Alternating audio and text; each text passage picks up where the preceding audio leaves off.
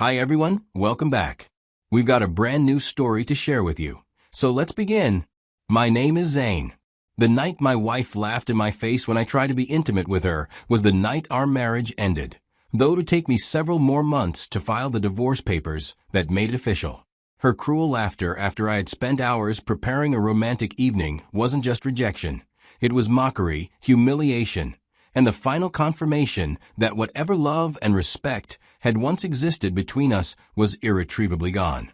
Looking back now, I can see that our marriage had been deteriorating slowly for years. But like most people living inside a failing relationship, I had been making excuses and hoping for improvements rather than facing the reality of what we had become. Elena and I had been married for 6 years when that devastating evening occurred. 6 years that had begun with genuine love and optimism, but had gradually evolved into something that resembled more of a business arrangement than a romantic partnership. The early years of our marriage had felt normal and promising in all the ways that young couples expect. Elena and I had met through mutual friends during our late 20s, both of us established in our careers and ready to build something meaningful with someone who shared our values and goals. Elena worked for a small agency downtown, while I provided the stability and income that allowed us to lease a house and plan for the future we both said we wanted.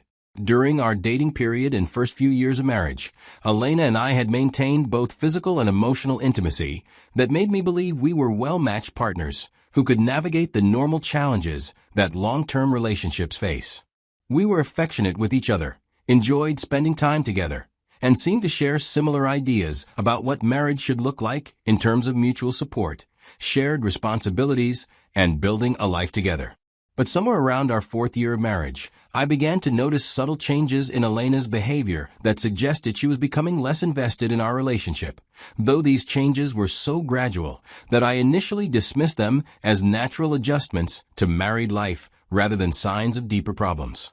Elena seemed less interested in spending quality time together, less responsive to my attempts at physical affection, and generally more distant, which created a sense of disconnection between us. The most noticeable change was in our physical relationship.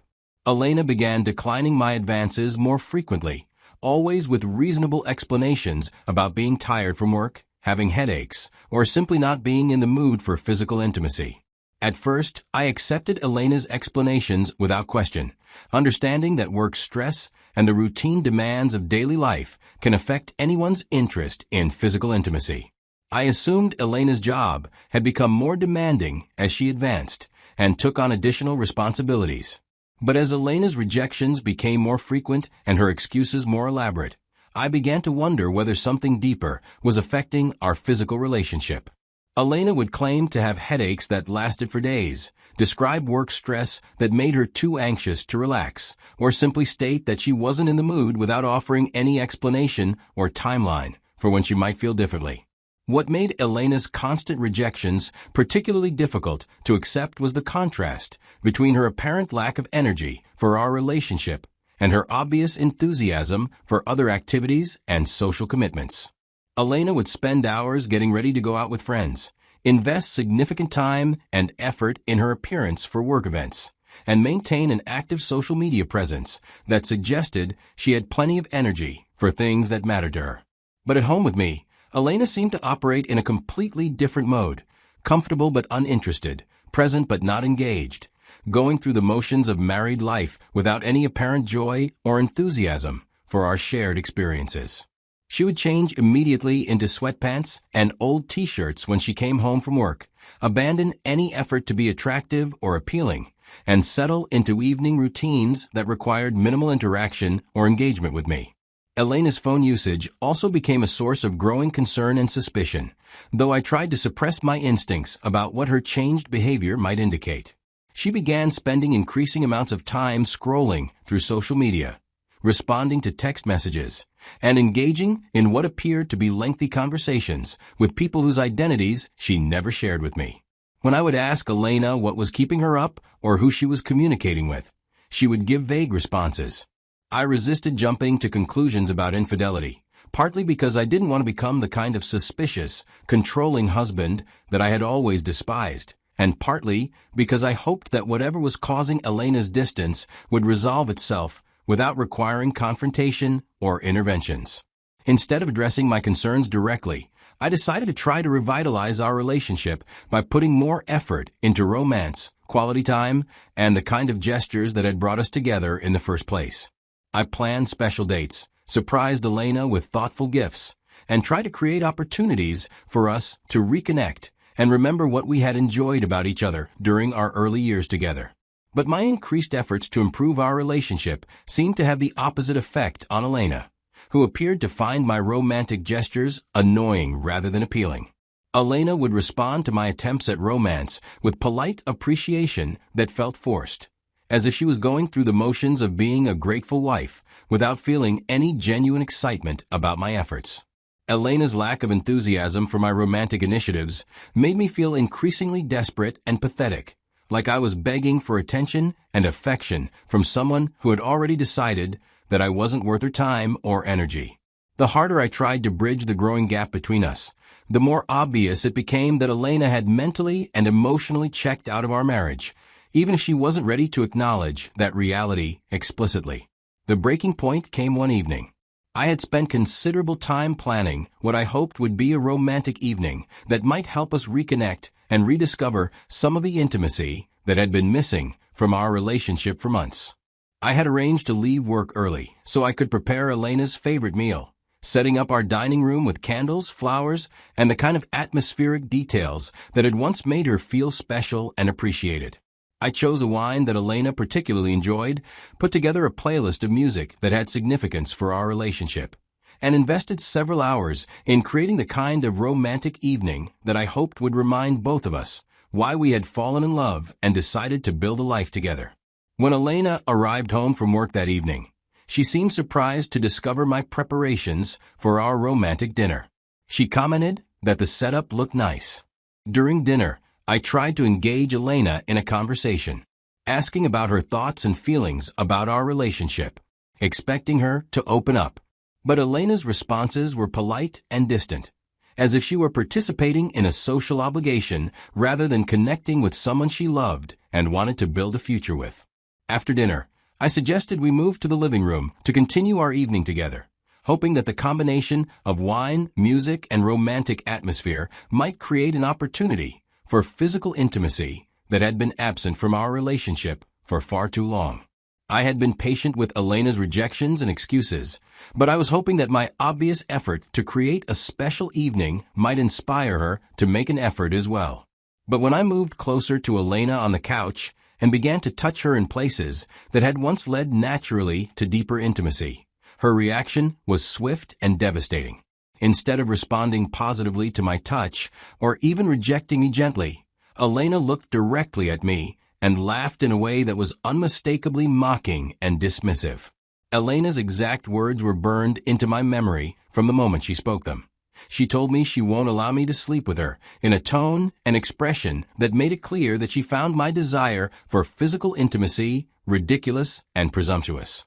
Her laughter was cruel, humiliating, and designed to make me feel foolish for believing that my romantic efforts might have created an opportunity for us to connect as husband and wife. The impact of Elena's mockery was immediate and devastating. I felt a combination of shock, humiliation, and profound hurt that went beyond simple rejection into something that felt like deliberate cruelty. Elena hadn't just declined my advance.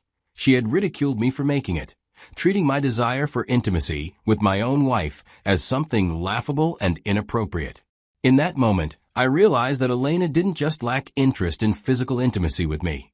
She had developed contempt for my efforts to maintain our relationship and my apparent neediness in wanting to connect with her physically and emotionally. Her laughter revealed that she viewed my romantic gestures and desire for closeness as pathetic rather than loving, annoying rather than appreciated. I sat on the couch next to Elena for several minutes after her response, trying to process what had just happened and what it revealed about the state of our marriage. The woman I had married, the person I had committed to love and honor for the rest of my life, had just laughed at me for wanting to be intimate with her. The humiliation was so complete and unexpected that I struggled to formulate any response at all. Elena seemed to realize immediately that her reaction had been hurtful, but instead of apologizing or attempting to repair the damage she had caused, she simply returned her attention to her phone as if nothing significant had occurred. Her casual dismissal of my humiliation was almost as devastating as her initial mockery, suggesting that she either didn't understand or didn't care about the impact her words had on me. That night, I lay awake for hours thinking about what Elena's action had revealed about our relationship and what it meant for our future together. I realized that the physical intimacy problems we had been experiencing weren't just about timing or stress. They were about Elena's fundamental lack of respect for me as her husband and partner. Elena had shown me that she not only didn't desire me physically, but that she found my desire for her ridiculous and contemptible. Someone who truly loved and respected their spouse wouldn't mock them for wanting intimacy, even if they weren't in the mood for physical connection themselves. Elena's response had revealed a level of disrespect and contempt that made me question everything I thought I knew about our marriage. Over the following days and weeks, I found myself emotionally withdrawing from Elena and our relationship in ways that felt both protective and inevitable. I had tried for months to bridge the growing gap between us through increased effort and romantic gestures, but Elena had shown me that my efforts were not just unappreciated, but actively despised. I stopped trying to initiate physical intimacy with Elena, understanding finally that her rejections weren't about timing or mood, but about her fundamental lack of attraction to and respect for me. I stopped planning romantic evenings or special gestures, recognizing that Elena never appreciated these efforts. I stopped trying to engage Elena in meaningful conversations about our relationship or future, realizing that she had already decided these topics weren't worth her time or attention. Instead, I began staying later at work, handling projects and responsibilities that justified avoiding home until late in the night. I started eating dinner alone more frequently, either at work or after Elena had already finished her meal and moved on to other activities. I also began sleeping in the guest room more regularly, initially claiming that I was staying up late to work on projects, but eventually just acknowledging that Elena and I had developed different sleep schedules and preferences. Elena didn't seem to object to these changes in our routine, apparently preferring to have the bedroom to herself and the freedom to stay up late on her phone without my presence or questions. During this period of emotional withdrawal, I also began quietly gathering information about divorce procedures and legal requirements, though I wasn't yet ready to take concrete steps toward ending our marriage. I consulted with a family law attorney recommended by a colleague to understand what divorce would look like financially and logistically, given our shared assets and relatively straightforward marital situation. The lawyer explained that because Elena and I had no children and relatively simple financial arrangements, our divorce could be completed efficiently if we could reach an agreement on asset division and other practical matters. He also advised me to begin documenting Elena's behavior and our deteriorating relationship, creating a record that might be useful if our divorce became contentious or if Elena tried to claim that I had abandoned our marriage without cause. Following the lawyer's advice, I began keeping records of Elena's general disengagement from our relationship. I saved text messages that showed her priorities and interests, documented her social activities, and the time and energy she invested in relationships outside our marriage, and created a timeline of our declining relationship that might help explain my eventual decision to seek divorce. This process of documentation was emotionally difficult, but also clarifying, forcing me to acknowledge patterns in Elena's behavior that I had been rationalizing or minimizing for months. Seeing our relationship problems written down in chronological order made it impossible to continue hoping that Elena's distance and disrespect were temporary phases that would resolve themselves with time and patience. Elena began to notice my total withdrawal after several weeks of changed behavior on my part, but her initial reaction was annoyance rather than concern. She would make comments about me being distant or moody, apparently expecting me to return to my previous pattern of pursuing her attention and trying to repair whatever was wrong between us.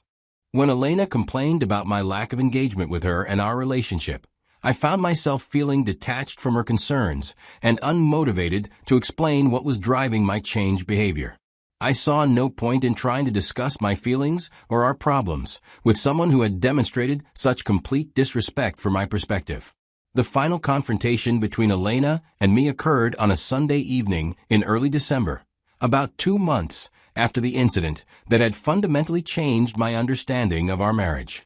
Elena had been complaining throughout the day about my emotional distance and lack of attention to our relationship, apparently expecting me to respond with the kind of reassurance and renewed effort that I had provided during previous rough patches in our marriage. But instead of apologizing for my withdrawal or promising to try harder to meet Elena's expectations, I looked at her calmly and told her that I wanted a divorce. The words came out more easily than I had expected, without anger or dramatic emotion, simply as a statement of fact about what I had decided needed to happen. Elena's reaction was immediate shock, followed by a complete emotional breakdown. The woman who had laughed mockingly at my desire for intimacy just 2 months earlier was suddenly asking me not to end our marriage. Elena claimed that she hadn't meant to hurt me with her laughter, pulling out excuses, and that we could fix our problems if I was willing to work with her. The contrast between Elena's cruel mockery when I had wanted closeness and her pleading when I wanted freedom was stark and revealing. Elena's pleas seemed genuine, but I found myself unable to feel moved by her distress. Someone who truly loved and respected their spouse wouldn't mock them for wanting intimacy, and someone who had developed genuine feelings of remorse wouldn't have needed the threat of divorce to recognize that their behavior had been hurtful and unacceptable. I told Elena that I had given my best effort to our marriage for years, but that her attitude had shown me that she had no respect for me as her husband.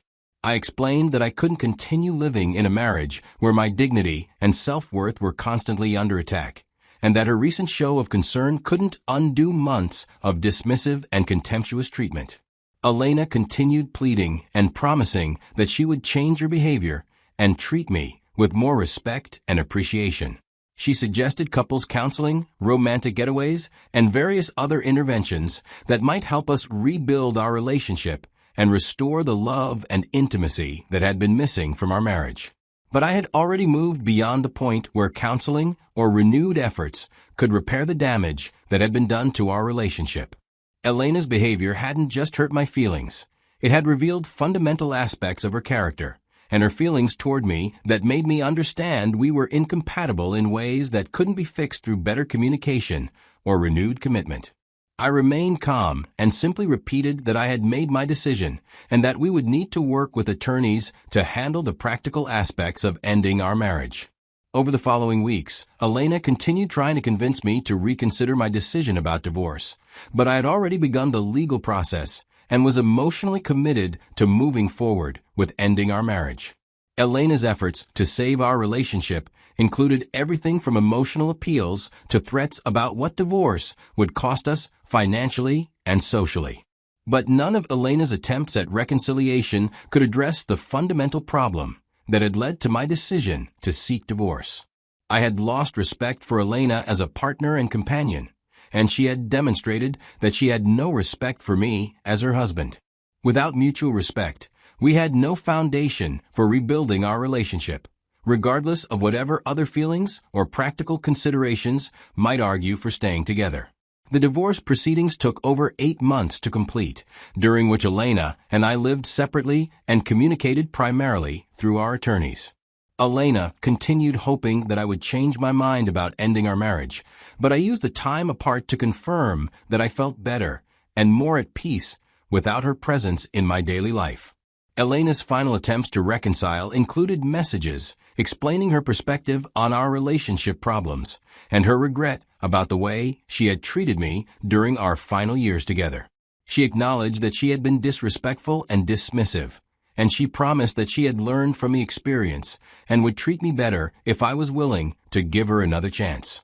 But reading Elena's messages only confirmed that she still didn't understand what had gone wrong in our marriage or what her mockery had revealed about her feelings toward me.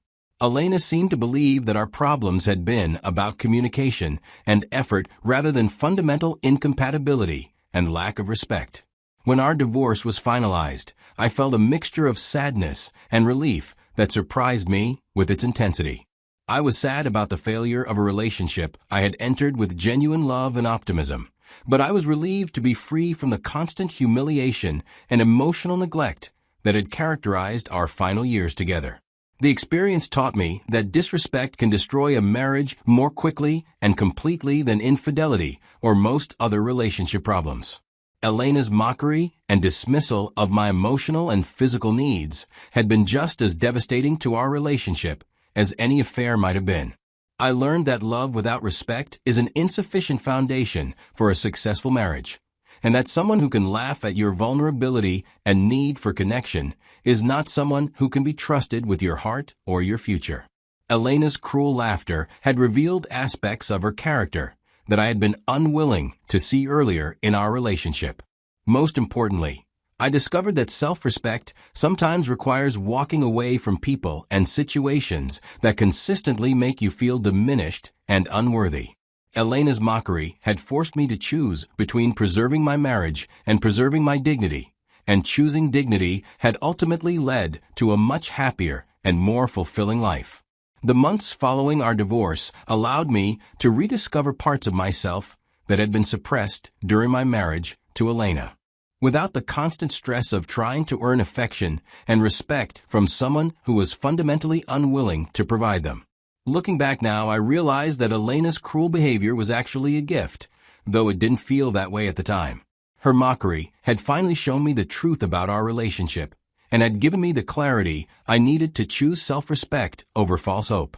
Sometimes the end of love comes not from betrayal or deception, but from the simple recognition that the person you married doesn't respect you enough to treat your heart with care. Elena's laughter had taught me that once someone mocks your vulnerability and need for connection, they have forfeited the right to your continued efforts and emotional investment. The woman who found my desire ridiculous had no right to cry when I decided to take that desire elsewhere.